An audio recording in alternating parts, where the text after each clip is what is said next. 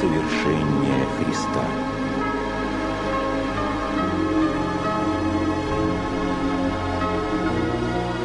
Шестой Вселенский собор.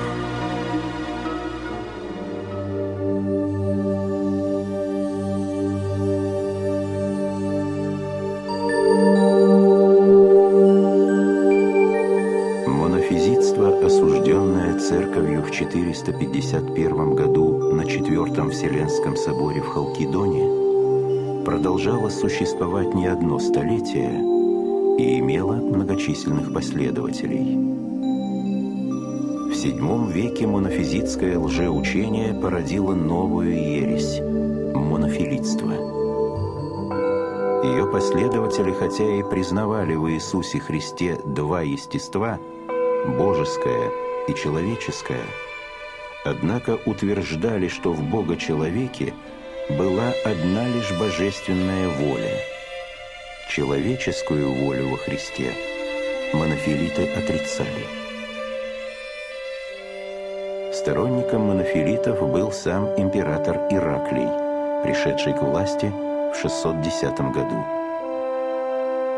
Видя, что миллионы его подданных исповедуют монофизитство и потому находятся во вражде с православными, император желал примирить православных и монофизитов и тем самым укрепить единство империи. Достигнуть этого он думал через монофилитское учение, которое, как ему казалось, было приемлемым как для монофизитов, учивших об одной божественной природе во Христе, так и для православных, ибо истина о двойственности божественной и человеческой природ во Христе монофилитами не отвергалась. Опираясь на свою власть, император пытался силой склонить православных к уступке монофилитам, повелевая признавать в Иисусе Христе одну божественную волю при двух естествах. Внедрить еретическое учение в церковную среду император Ираклий так и не смог. Его указы, направленные на религиозное примирение, давали лишь новые поводы к раздорам.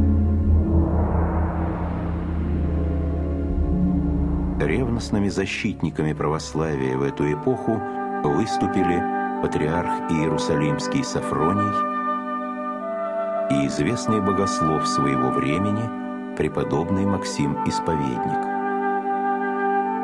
Патриарх Сафроний осудил монофилитство на соборе, который созвал в Иерусалиме. В посланиях к другим патриархам он изложил основы православного учения о двух волях во Христе. На этом же поприще трудился и преподобный Максим Исповедник. Он написал множество посланий, направленных против монофилитской ереси. В 642 году на императорский престол вступил Констанс II. В 648 он издал Типос, в котором повелевал всем гражданам империи веровать согласно вероопределениям 5 Вселенских соборов. Запрещал говорить как об одной, так и о двух волях во Христе. Типос не был принят православными, так как нес в себе явное покровительство монофилитам. В 649 году папа Мартин I собрал в Риме Большой собор, на котором осудил монофилитство и всех его защитников. Акты собора он отправил императору с требованием восстановить православие. Констанс счел такой поступок возмутительным и поручил экзарху Равенскому доставить папу в Константинополь. В 653 году папу Мартина схватили прямо в церкви. Вместе с папой в Риме был схвачен и Максим Исповедник. После продолжительного путешествия, во время которого папа Мартин I претерпел много притеснений, его привезли в Константинополь. Мартина ложно обвинили в политических преступлениях и сослали в Херсонес, где он через год умер от голода. Участь преподобного Максима была печальнее. Разного рода пытками его заставляли отказаться от сочинений и признать типос императора. Максим оставался непоколебимым. Наконец, император приказал отрезать ему язык и отсечь руку, после чего святого сослали на Кавказ, где он и умер в 662 году.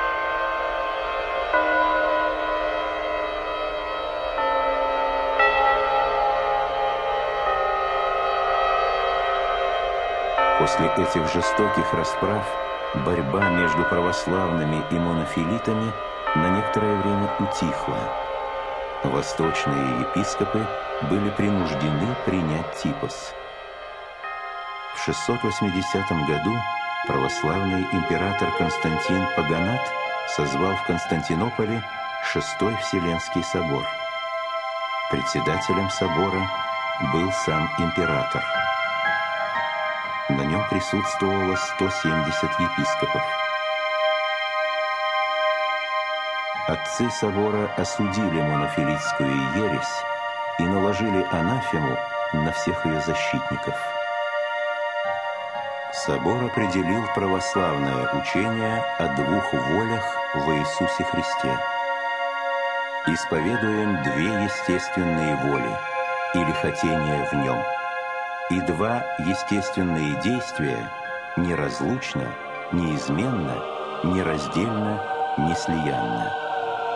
Два же естества хотения, его человеческое хотение, не противостоящее или противоборствующее, а последующее, подчиняющееся его божественному и всемогущему хотению.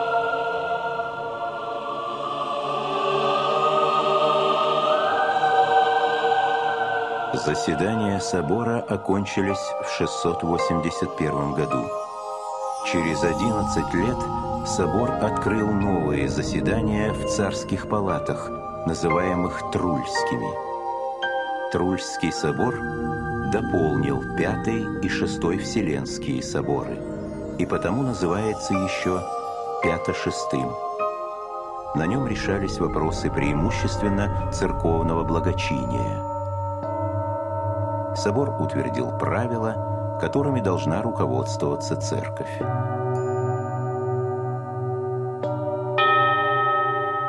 После соборных определений монофилитство на Востоке пало. В начале VIII века император Филиппик Вардан восстановил было эту ересь в империи. Однако с его низвержением была низвержена и ересь. С конца VII века монофилиты сосредоточились в Ливане, где, избрав себе патриархом некоего монаха-аскета Марона, образовали самостоятельное еретическое общество под названием маронитов. Марониты существуют до настоящего времени.